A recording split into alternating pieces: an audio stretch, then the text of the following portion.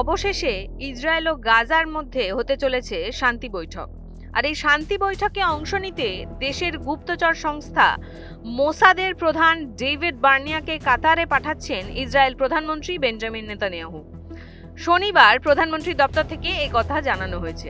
কাতারের রাজধানী দোহায় ইসরায়েল ও হামাসের মধ্যে সম্ভাব্য যুদ্ধবিরতি নিয়ে আলোচনা চলছে। মধ্যস্থতাকারী হিসেবে থাকছেন আমেরিকা, মিশর ও কাতারের প্রতিনিধিরা। আজ নেতানিয়াহুর সঙ্গে বৈঠক করেছেন আমেরিকার সদ্য নির্বাচিত প্রেসিডেন্ট ডোনাল্ড ট্রাম্পের মনোনীত পশ্চিম এশিয়ার দূত স্টিভ উইটকফ।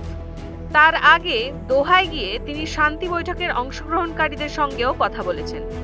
নেতানিয়াহু উইটকফ বৈঠকে গাজায় ইসরায়েলি অস্ত্র সংবরণ ও পণবন্দীদের মুক্তির বিষয়ে আলোচনা হয়েছে।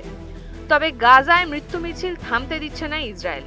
এবারে তাদের হামলায় গত 48 ঘন্টায় নিহত হয়েছেন অন্তত 32 জন প্যালেস্টাইনি, যাদের বেশিরভাগই শিশু ও মহিলা। 2023-এর অক্টোবর থেকে শুরু হওয়া এই হামলায় মূলত মহিলা ও শিশুদেরই নিশানা করেছে ইসরায়েল। গাজায় অসামরিক প্রতিরক্ষা বাহিনীর এক মুখপাত্রের দাবি, গাজার সাধারণ নাগরিক এবং স্বাস্থ্যকর্মীদের লাগাতার হত্যা করছে ইসরায়েল।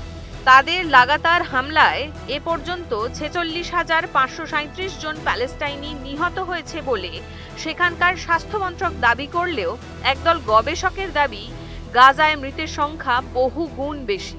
এই হিসেবে মৃতের সংখ্যা অন্তত 41% বেশি বলে দাবি করা হয়েছে দ্য ল্যান্সেট পত্রিকায় প্রকাশিত ওই রিপোর্টে।